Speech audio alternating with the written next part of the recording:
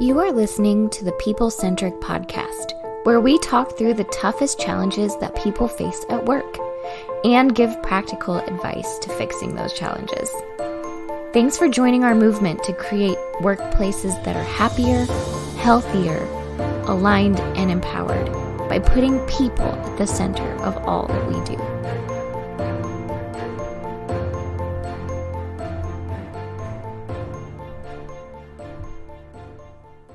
Hey, People-Centric leaders, it's Don Harkey here from the People-Centric team. So excited to be back with you in this podcast episode. I've missed a few episodes, you guys. This has been sad. I feel that. Have you missed me? Have you? I mean, we continue to do podcasts while you guys are on the road. Yes, that happens. Mm-hmm. Well, Matt and I have been on the road a I've lot, been but the podcast episodes seem to continue. They do. weird. Yeah. Yeah. How are the ratings? Are the ratings holding or are the ratings? Yeah, I don't no, know. it's still going strong. Really good. Wow. Yeah. It's almost like the podcast doesn't necessarily need you. Wow. Wow. So today's Well. topic is how to motivate your team from Diana. And you start by crushing your spirit. We like having you, but the show must go on, you know?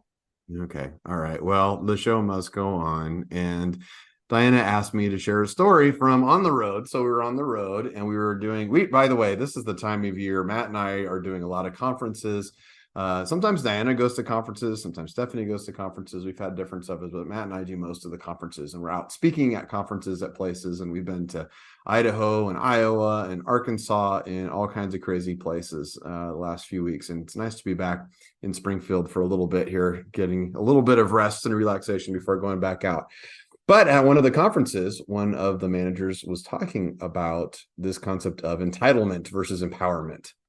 And what the story that he shared was that he has a worker at the place that he works he works for him, and they don't talk a lot, but every time they talk, this employee seems to bring up, "You don't recognize me enough. You should bring donuts." And specifically keeps bringing up the donuts thing. "You need to bring me donuts. Bring me donuts.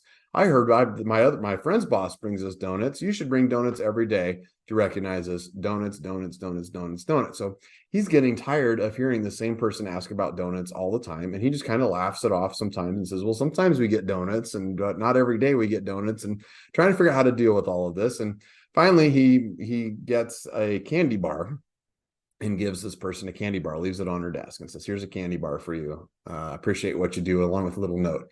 And the next day, she said, "Hey, thanks for the candy bar, but isn't our company big enough that you could afford a full-size candy bar instead of one of these mini candy bars?" And she actually brought that up. Ouch. Ouch. Yeah. Yes. Yeah. The awkward thing is, no, the company's not doing well enough to afford. Who can afford full-size bars? We're not the rich subdivision in your neighborhood on Halloween. No, we can't give everyone full-size candy bars. Also, shout out to Arkansas MGMA for providing full-size candy bars on the snack shelf there. Good job, Christine team, Arkansas. Full-size candy bars. I felt appreciated. Yeah. At a conference. Yeah. So that's the message here is give your employees full-size bars. That's the idea. No. It's not about the donuts. It's not about the candy bars. It's not about what size they are. But the manager was left feeling really, really bad because he said that he has this employee who's communicating really, but saying, "You need to give me more things," instead of saying, "What can I do to help the company?" And it feels like this word entitlement, right? What's this word entitlement? But we're always talking, and his question to us was, but you're always talking about this idea of empowerment and trying to give your employees more stuff and recognition and the power of all that stuff. But what if they expect it from you? Not only do they expect it, but beyond expect it. If they're entitled to it, then it's beyond an expectation. That's just the air around me. You're supposed to do these things, and they don't even seem to appreciate it. Right. So where's the line between empowerment and entitlement? That's what we're going to talk about today is when does empowerment become entitlement? We'll talk a little bit, just because I think it's related to this topic, a little bit about generations at work, because we're hearing a lot of folks who are complaining about the generation coming in. There are lots of stories about interesting interviews things that happen. I just saw one on social media, it was actually on LinkedIn, of a guy who was doing an interview, and I know that it's on social media, so he recorded it, but it's with an HR person. The guy's driving through a drive-through while interviewing. Yeah, he's literally going through the drive-through and he's trying to order a fish sandwich and also do the interview at the same time. And she's like, "You're in a drive-through." And he's like, "No, I'm not." And they just keep going back and forth. It's pretty funny if you catch it on LinkedIn. I'm sure Oh, that's good. Yeah. I'm assuming that's not real, but there are some stories that are real. So we've got Diana Royalty from our team, who has been who is the most entitled person I know, probably. It's true. Yeah. Glad you said that. Demand everything. This is really just an intervention again for Diana. That's what we do. This whole podcast, 150 something episodes. So shows you how successful that's been going. And then we also have Matt Griswold from our team, who's fresh off the road with me, whose face I am just absolutely sick of because we spent a lot of time together, but still love you, Matt. Thank you. I'm not entitled at all. See the line there? Oh my gosh. Super entitled. Matt. Remind me that you're not super entitled if I ever book you at a Best Western ever again. This isn't a podcast about right and wrong. That's right and wrong. Not entitled. Not entitled. Noted. Also, shout out to our friends at Best Western. No, I'm sorry. Matt was not pleased with the accommodations that we had at this particular one. It was not great. It was the location. I had to make sure I had to go in my room last just to make sure that Diana's key worked all the time, because sometimes you would be stranded in the hallway because the key wouldn't work. And it was that type of thing over. And I was also frustrated because it was 10 blocks away from where we were supposed to be working. And Diana refused to Uber and wanted to walk all the time, even though she has generally no idea which direction she should be going. She's relying on you to do that, but walk to the office and back one of those times with luggage in tow, if you wanted to know what it's like to travel with Diana, dragging your suitcase 10 blocks to the whatever. This does sound suspiciously like entitlement to me. So let's find out where the line is. Let's start off with that. So if we think about empowerment and entitlement, what's the difference between those two things? What's the definition of entitlement?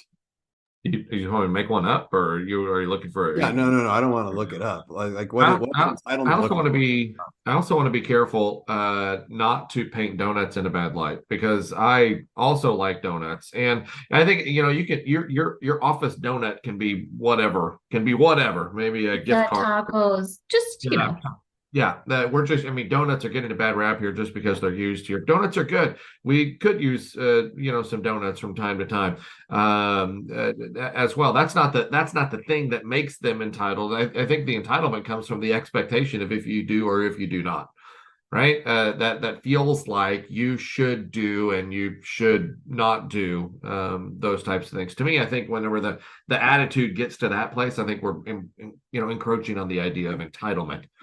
There too. Yeah. To me, entitlement and empowerment are two different things, two different words altogether. And so I'm a words person. I'm having trouble putting those things in mind. I understand why you're asking the question, but they seem very, very far from each other as well. Diane, I didn't mean to cut you off. But.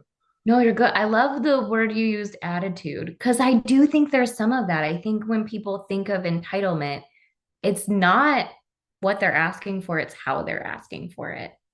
Ooh, I like that. How they're asking. So what does it look like if you're asking for it and you're entitled? Yeah, that's a good question. Better be some donuts. It better be some donuts. What's wrong with you? Yeah. When that person said, can the company not afford a full-size candy bar? That feels like you're not appreciating anything that you are getting. And that hurts. That hurts when people go out of the way to do something and then someone's ungrateful for it, Yeah. Would it kill you? Sprinkles on these things, right? That's probably yeah. Not unless your performance is up to par. Sprinkles are for winners, right? That's what. But to me, you talked about the attitude. What does the attitude of entitlement look like? And I think it's almost the expectation or the attitude of demanding that thing. But to me, I'm going to go deep. I'm going to go deep here. I don't know if we have enough time for this, but the donuts, it's not about the donuts at all, right? There's something else deeper that's going on there in that relationship or that person's attitude that now, because of the donuts, it's an amplified thing, but there was something already probably wrong with that person. Out, Don, and I don't know if you said this part of the story, but the thing you led off with in the story was, I don't know, she works for me, but I don't really interact with her a whole lot. now we're probably getting into the reason why the donuts are such a big deal. Remember my name? I also work here and I want donuts. You're doing everything for everybody else around here. I don't get anything. Now it's about the donuts whenever it wasn't really ever about the donuts. Does that make sense? Yeah. So you're kind of hinting on like, why does somebody get entitled? Where does the entitlement come from? Let's talk a little bit let's dive into that a little bit here in a minute, but let's start with talking about the generation coming into the workforce. Because we're hearing a ton about that as we're on the road. I have heard managers all the way to like, let's just punt, like, forget it. Let's just not hire anybody from the current generation. I don't want any Gen Zs coming out. That's going to be hard. You're going to be waiting for a while. You're going to be waiting. Yeah. With the boomers retiring, or the numbers are not in your favor if you decide not to hire any Gen Zs that are coming into the workforce. But what does that, I mean, do we have a whole generation of people that are worthless at work and entitled? Is what's happening here? Oh man. We don't know what's happening here yet. I think there's a lot of things happening here. But I recently read an article that said that Gen Z and millennials are looking for more than just work. They're looking for purpose. They're looking for feeling like a part of they're looking to feel like they're a part of something bigger. They're willing to sacrifice some money and some benefits for a better work-life balance. And so they're kind of looking for something that maybe the generations before them weren't looking for and weren't trying to find as well, or they're willing to do a little bit different things to get what they want out of life. And so I think it's just such a different mindset from the Gen Xers and the boomers, you know? Yeah, my mom was talking about somebody that she knows who is a physical therapist who leads an exercise class that she's taking right now, who she really likes. And she says she's 25 years old. She owns her own house. She owns a second house that she is Airbnb-ing. And she started like her own classes on something else that she does. And she talked about how she's like, I haven't seen somebody that age have all of these different, like, and they're called gigs, right? And this whole generation that's out there now has a lot of gigs. They're driving Ubers, they're doing Airbnbs, they have side businesses, they're side hustles. It's very, very common that's out there. And I think a lot of that is going back to what you said, Diana, is that as a generation, those last two generations are really looking for purpose. If you think about what's happened from generation to generation, first of all, every generation complains about the generation after it. Like, that's pretty common. Usually two after it is the one that they complain the most about.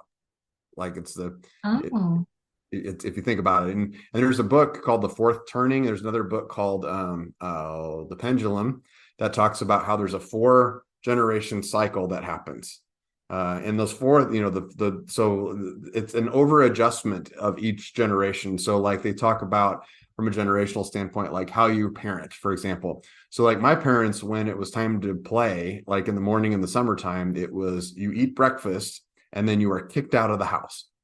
And we would go anywhere. We could wander the neighborhood. We could go play in the creek, do all these things, whatever we wanted to do.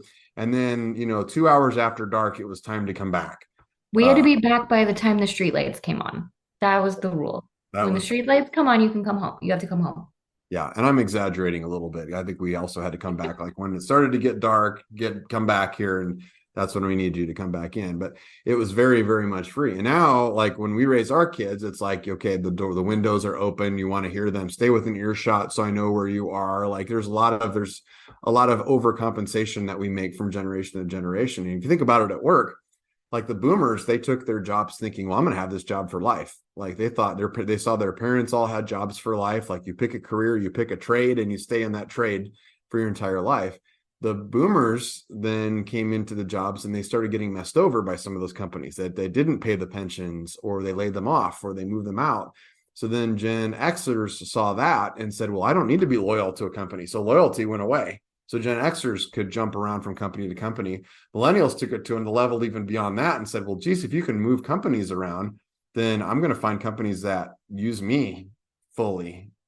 And then Gen Zs took it even one step even further than that and said, not only are they using me, but they have some kind of a cause that I'm behind. Like I really want to be behind something.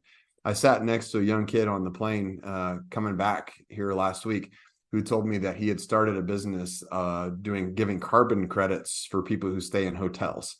I mean, just it's very, very cause-based. Like, that's what I want to find. And he told me, I said, how did that work? And he goes, oh, it was terrible. Business crashed in like 6 months and we lost a bunch of money. And I'm like, so, but it was a cause-based idea. And he's like, I want to find something else that's cause-based to find. So you're right. There is something right now with the Gen Zs they're coming in and they want to find some kind of a cause to do something. But at the same time, are they entitled, and will Gen Zs work? Like, will they do good work? What are we seeing out there?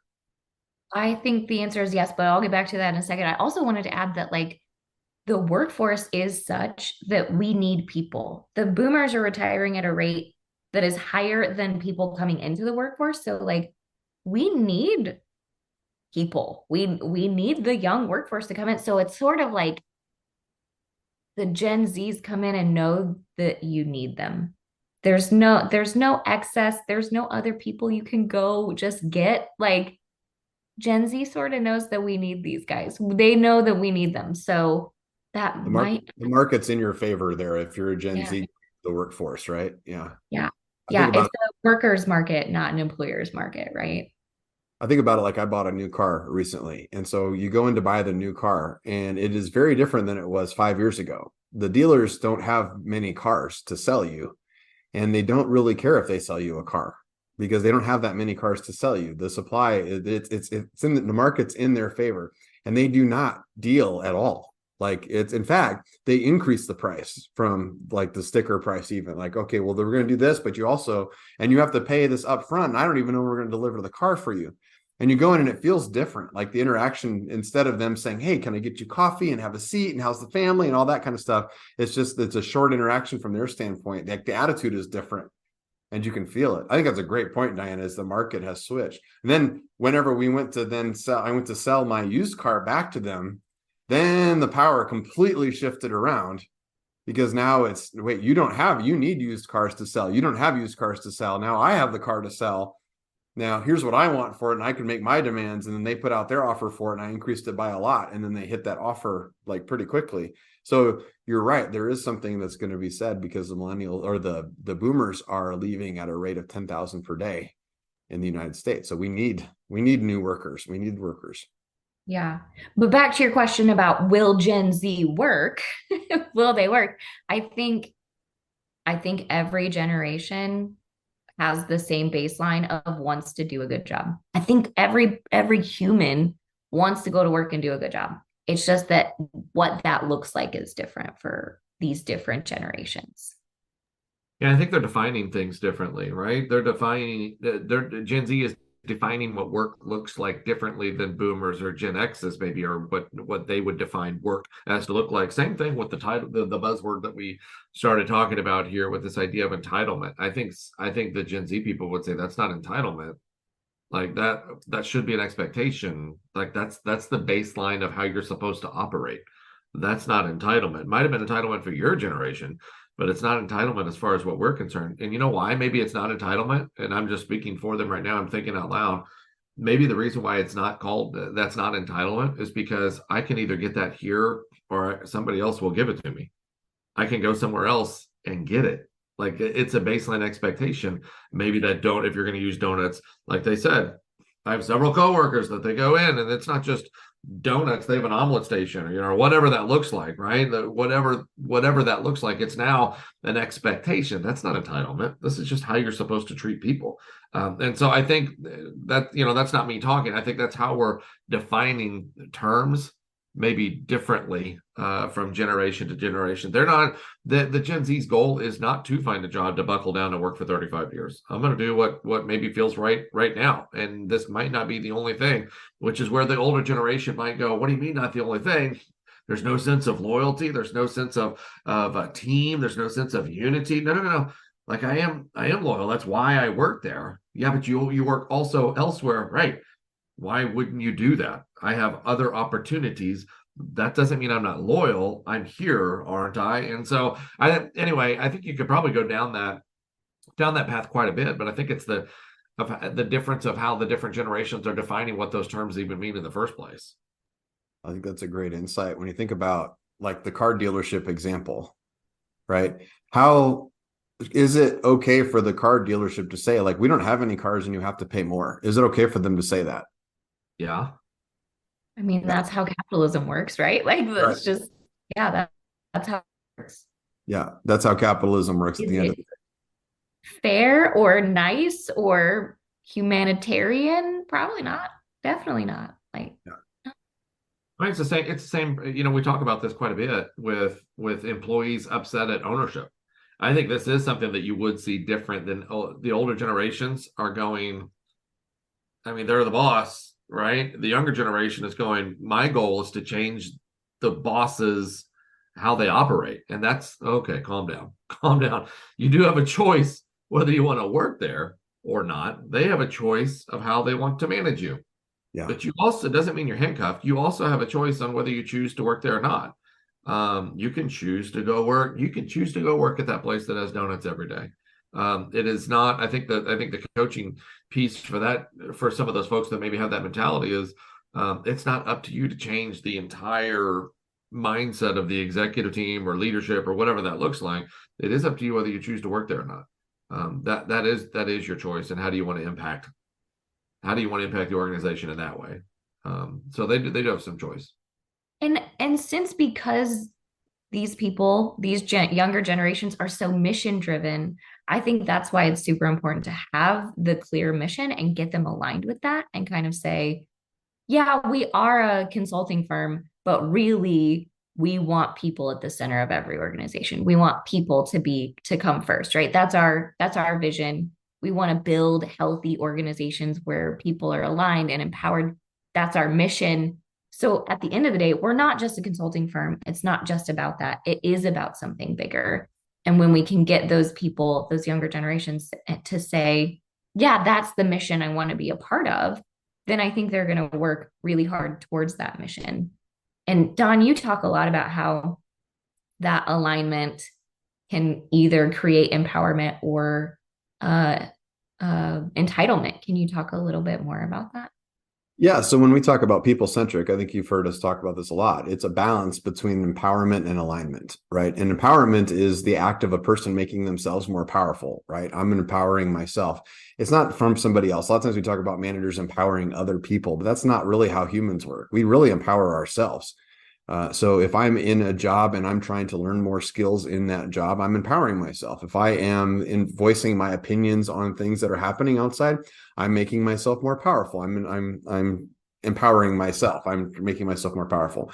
The alignment piece is when you make the people around you more powerful.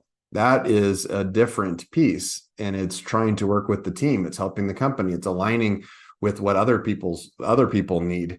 Really, really healthy teams have a balance between those two things, right? There's empowerment and there's alignment, and those two things are in balance with each other. If empowerment is dialed up too high and alignment is too low, and it's all about the person, then you get, sometimes we call it person-centric instead of people-centric. It's about the individuals and it's not about what the team needs. And then that leads to entitlement. That's when people say it's all about me, not about the organization. It's all about what I need, not what the people around me need. That's not good for the individual or the team. A lot of times we think, well, it's obviously not good for the team, but it's also not good for the individual, because you have to think about, as a leader, how, if to be an influential leader, you have to think about how do you influence other people. And if you're only thinking about the impact on yourself, you're not going to be very influential at the end of the day. If you're demanding donuts from your boss, the basic idea of this, if you take a step back, 10 steps back from this, as an employee, that's a really dumb decision to make. You are making your boss not listen to you. You are ruining your credibility. When you have other significant ideas to bring to the work, you are going to be a lot less likely to be heard if you are daily demanding donuts from your boss and complaining about the little things that your boss does. That is poor leadership. It's poor influence, and that is leading the team the wrong direction. That's anti-alignment. That's actually a form of toxicity that we talk about. So it's not good for you as an individual. But I like the point that we have of the alignment piece. If you're the manager on the other side of that equation, we've heard people say this generation is terribly entitled. and out of control. And we'll say, like, give me an example. And it's like, well, like when you go to interview them in interviews, they interview you back. And I would say that's pretty healthy. Like, that's good. That is good. And that's what we've been telling people to do for years. And now people are doing it. And they're like, whoa, we don't like that. I don't like when you're asking me us questions. Yeah. Actually, you learn more from the questions. We talk about it when we interview people all the time. You learn more from the questions they ask you than you do about the questions that you ask them a lot of times. You get to hear where their mind's at. So I'm a little bit be careful about saying like, oh, yes, this entire generation is entitled. But if I hear somebody say that, to me, the problem is that it's very unempowering for the manager, because you're giving up any power that you have and just saying, well, this whole generation is out. We can't do anything with it. We've seen a lot of Gen Zs who will work their butts off if they believe in what they're doing.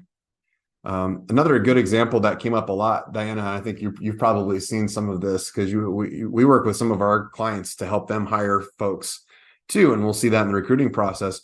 But you're seeing candidates who are for pretty good jobs who will get through like the first interview and then they'll ghost the employer. Like they won't say, oh, I picked another job, or I don't want this. They'll just not show for interviews, or they won't call and say, hey, I took another job. Like they're just out there, and then they make their own decision. They go their own way. I made the point in Arkansas that said, we hate that employees are doing that on a large scale, but 5-10 years ago, employers were doing that to employees on a large scale. Like, oh, well, we've already picked our candidate, and not letting candidates know that they've been picked. Well, no news is bad news from us. I'm not going to tell you if we called. So I feel like there's a little bit of a revenge aspect happening here. So I guess the question is, as the employer, what can you learn from this? Like, what's the perspective that you should have? What's the people-centric perspective on this idea of entitlement? I think the baseline maybe to start, especially from your example here, is I need to engage them early in the process to be able to create some of the buy-in. I know Diana echoed that as well, with the vision, the mission, where do they fit in, try to create that engaged employee from the beginning. And so they understand why we're asking them to do the things that we're asking them to do. With the flaw in your story sounds like there was very little communication with that employee initially, so they felt like they were kind of on the outside looking in. And if employees feel like they're on the outside looking in, they're going to ask for, in your mind, ridiculous things. Why would they ask for those disjointed things? It's not even what we're trying to accomplish around here. Well, maybe they don't feel like they're a part of that. You need to bring them along for the ride, and you can start that earlier in the relationship too, even from the hiring and onboarding process as well. Yeah, so we call that the donut hole. If you don't give them something else to talk about, they start talking about donuts, right? If we have no other purpose. Now we do. Now we call it the donut hole. Now we call it the donut hole. Yeah. I'm floating that out. That was a new idea. I said, I gauged by both reactions that you all like that. You like that response. It's a donut hole. I like it. Diana, yeah. And I would also say, like, that was good. Keep reminding people the why, right? Matt, you said, tell them the why they're doing what they're doing.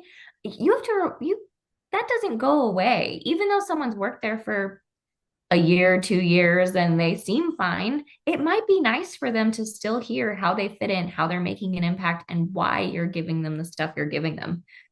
I've worked here for 10 years, and I still like it when Don's like, hey, I know I gave you this thing, and it probably seems really menial, and it's super easy for you to do, but I gave it to you because of this. Like, I like hearing that stuff. I like to know that I still have a purpose here. I still am part of something bigger. And I think I'm not Gen Z. I'm not even close to Gen Z, but I still think all humans love the introspection and the feedback. Everyone loves that. Yeah, you have to create Matt was no, not even close to Gen. Gen Z is way far back in your rearview mirror. well past that. True. Thank you. That was nice, Matt. That was nice. Yeah. I think that line we talked about, even like when you're onboarding employees, like we were at the conference, we were as a medical conference, we were talking about like front desk employees, for example. And front desk employees, a lot of times when they're trained at a clinic, they're trained, okay, you're going to sit here and you're going to collect the name, and you talk about all the what's of what you do. But if you took a step back, what if it looked like this and you said, hey, by the way, you have one of the most important jobs in the clinic. I know everybody focuses on the nurses and the doctors and the people who do the healthcare. That's really, really important. But what you do is you keep us running. because what you do is you collect the right information that sets them up for success in the room. And then and then also when they come out, you also make sure that you collect the money that keeps us all employed here. So if you do that correctly and you make the right choices on that, it has a huge impact on the clinic. If you do it incorrectly, it has a huge impact on the clinic. And this is why we picked you to do this, because when we interviewed you, we saw this experience that you had that led us to believe that you're going to make the right choices. And then when we talked to you, we found that you have the personality that says you're also going to do it in the right way. That's going to help our people and help those teams. It's a simple kind of conversation to have, but man, we as bosses, as managers, we need to constantly be drawing that line of sight for folks. So what about on the other side? What about on the employee side? What if you're sitting there going like, I don't get donuts and I could use some appreciation. I do have more ideas and the company's not using me here. What's our advice for them? Well, I think I'm going to echo what Matt said is it's not really about the donuts, and you need to reflect on what you're really asking for. I love how earlier you said, if you're asking for donuts every day, you're depleting your influence. And I think what that person probably was asking for is more time, more recognition, more feedback. And I think if they looked at it, took a step back and said, man, is this really about donuts or is this about feedback and recognition, which I think it is, maybe they could ask in a better way and get really what they want and what they need and feel better about working there every day.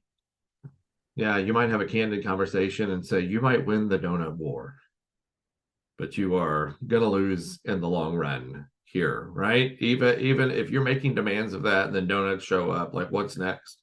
Like what's next does that look like? And I think you have a candid conversation about the influence that you're having on the people around you. And you might even talk about, is this really about donuts? Donuts aren't expensive. Donuts it's an easy lift. I could bring donuts. And sometimes, and maybe I'm different than some people, I might say, but the more you talk about it, makes me not want to bring donuts even more. Like that's the amount of influence that you're having on me right now. So if donuts are going to make or break your career, then just decide that right now.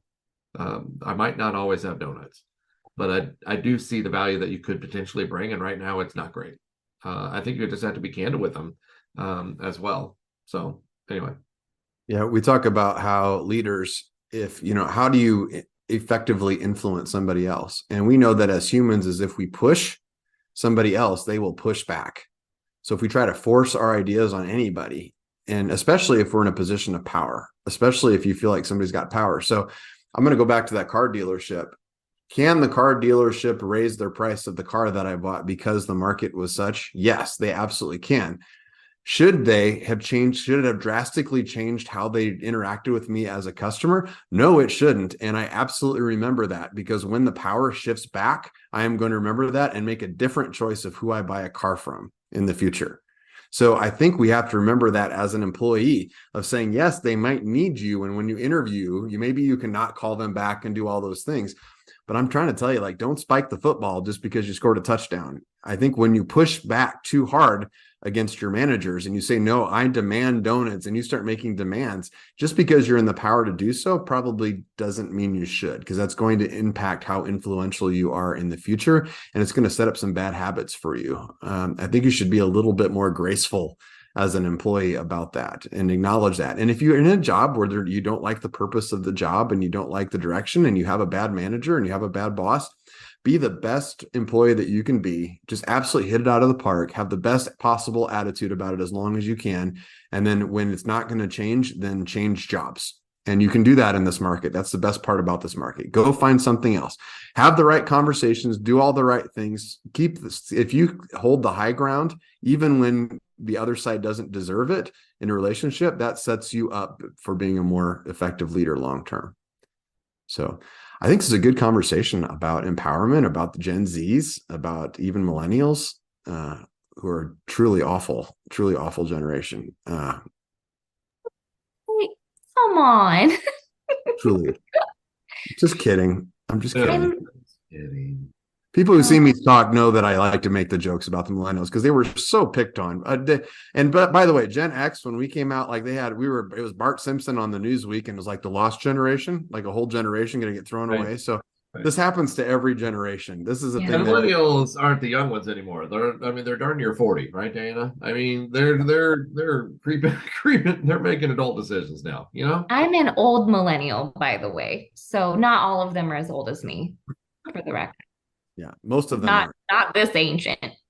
Right. This kind of goes along, and I'll type. I want it here, Don, and you can wrap it up if you'd like. But this kind of goes along with it. We have a lot of fun when we go speak at conferences. We horribly stereotype the different personalities or styles or generations and things like that. But the reality is, everybody has a story. We heard a great speaker in Tennessee talk about the story that each individual has. Get to know your people and bring them along for the ride, and they will help build you. They will help you build something terrific at the organization, whatever organization you're working at right now. Get to know your people, bring them along for the ride. They want to help you succeed. Yep, agreed. Any last thoughts on this topic there, Diana? No, I'm just glad. I'm glad we did it. I'm glad that people now know that Gen Z is not lazy and they're not jerks.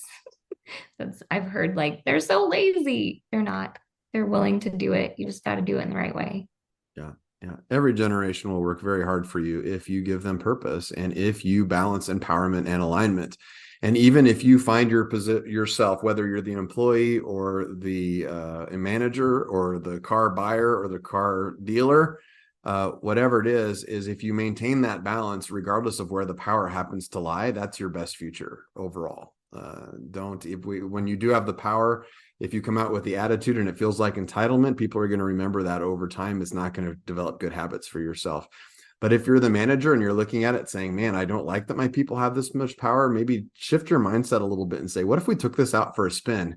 What if people who really want to get involved in decisions, what if I do give them some opportunities to do that? Maybe they could give some good input. Maybe I give them some freedom within a framework of making some decisions. That's how people work the best. We probably should be doing that anyway. So be grateful that they want that. And maybe even that they're demanding it. So that's it. That's empowerment versus entitlement. We're pro empowerment, but check your entitlement at the door. Be careful. Make sure that alignment's still there.